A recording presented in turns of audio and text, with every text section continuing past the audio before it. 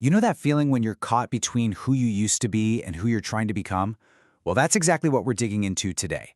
We are doing a deep forensic analysis of one critical week in the life of a subject we call the dreamer.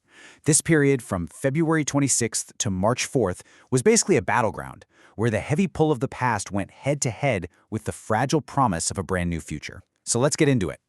Okay, so here's our game plan. We've broken this down into 5 phases. First, we're going to look at the old gravity, all those forces holding the dreamer back. Then, we'll examine the short circuits, those moments of intense conflict. After that, we hit the turning point, the arid frontier, which changed everything. From there, we'll see the new tools that emerged. And finally, we'll deliver the verdict on the whole week. And this, right here, this one line from the waking logs, it's the heart of the matter. This is the core tension. It perfectly captures the paradox of trying to build a new life using the energy and the money from the old one. You can feel the physical cost of just trying to hold those two different worlds together. All right, first up, let's talk about this massive force we've labeled the old gravity. Just think of it like an actual gravitational field. It's all the habits, the old jobs, the responsibilities, and the mindsets that are constantly trying to pull you back to where you started, making it so incredibly hard to get any kind of new project off the ground. And when we look at the logs, the evidence for this old gravity is, well, it's everywhere. We see the scheduled weekend bus shifts from a job the dreamer is desperately trying to move on from. We see these ghosts of a past career, these lingering ties. There's this constant battle between needing to work more and wanting to be with family. And just humming underneath it all is this bone-deep physical fatigue and this image of a bus depot locked up behind cold, chain mesh fences. It's such a perfect metaphor, isn't it?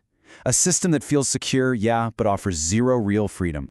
So what happens when this shiny new future starts to collide with that deeply anchored past? Well, you get what we call a short circuit. It's a moment where all that forward momentum just grinds to a halt. Let's pinpoint exactly where those happened. You can really see the two competing identities here, side by side. On the left, you've got the manual laborer, tired, conflicted, still defined by that old job. And on the right, the secure architect, building a whole new digital world, working late into the night. It's the clash between these two versions of the dreamer that really fuels the entire narrative of this week. So, when we use the term short circuit, what are we really talking about? It's that exact moment when you feel like you're finally making progress, but then boom, the magnetic pull of an old pattern, an old habit, maybe even an ancestral shadow just stops you dead in your tracks. It's like a legacy blueprint from the past suddenly reasserting itself. And the logs give us 2 perfect examples. First, the dreamer takes a bus shift, even though it conflicts with a plan they'd already made with the daughter. Now, they did find a way to make it work, but the log explicitly says it did not sit comfortably. That's a clear conflict of values. Then, in another dream, the father uses old, insecure methods for a new project, and the dreamer has to step in and enforce the new way of doing things. It's the past literally trying to undermine the future. But then, right in the middle of the week, something shifts. A really important dream sequence happens that acts as a pivot point, a portal, moving the dreamer out of that constant state of conflict and into a place of assessment, clarity, and real power. We've called this new space the arid frontier. This dream plays out almost like a conscious ritual, in 4 distinct steps. First, there's the arrival at this remote outpost, the arid frontier. Second, there's an act of purification. The dreamer washes their feet, literally cleansing themselves of the path they've been walking. Third, an inspection. They check the electrical wires, the power source for this new place. And finally, there's a confirmation, a testing of the system's true capacity. And here is the crucial piece of data. The dreamer tests a support chair and confirms it can hold 200 kilograms.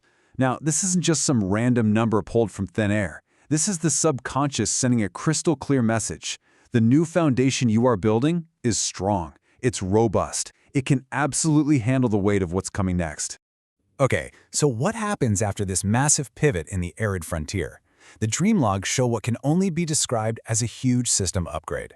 All of a sudden, the dreamer has access to new, far more powerful tools, which starts to create this incredible state of effortless flow. And this table just lays it out so clearly. The old tool, the bus, requiring constant manual effort to steer, gets replaced by a train, which runs on guided momentum. The rigid, conventional pavement route is totally bypassed by taking intuitive leaps across organic grass patches. And the manual chore of going to the shops for supplies is replaced by a systemic delivery from the sister. Every single upgrade is a move from manual effort to automated flow. And if we look a little closer, these new tools are just packed with symbolism.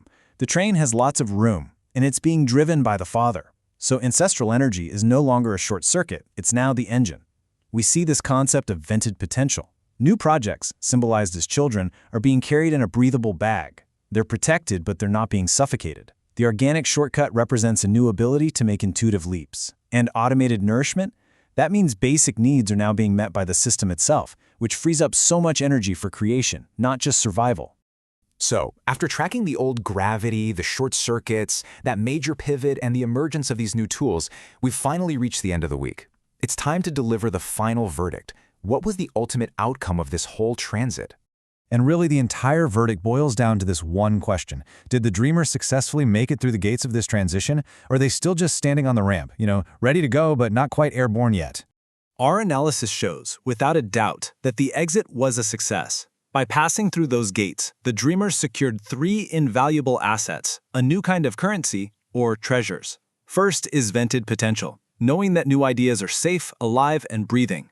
The second is the organic shortcut, a new intuitive power to bypass old laborious methods. And the third is high-capacity legacy. The past is no longer an anchor holding them back, it's the engine pushing them forward. But, and this is a really important but, there's a crucial final piece to this verdict. While the spiritual and systemic exit was absolutely successful, the logs make it very clear that it came at a huge physical price. The body, the vessel that carried the dreamer through all this change, is running dangerously low on fuel. And so we close our analysis with a question that goes way beyond just this one week. It's a question for the dreamer, and maybe it's a question for all of us. Once the architecture of your new reality is finally built, what is the new purpose for the body that was worn down carrying all the materials to build it? If this week's mapping of the collective dreamscape resonates with your own story, or you're interested in seeing more, Leave a comment below with your most vivid anchor from the week. to stay aligned with the upcoming cycles, like this video. And subscribe to the channel. We continue the story next week on the next moon cycle.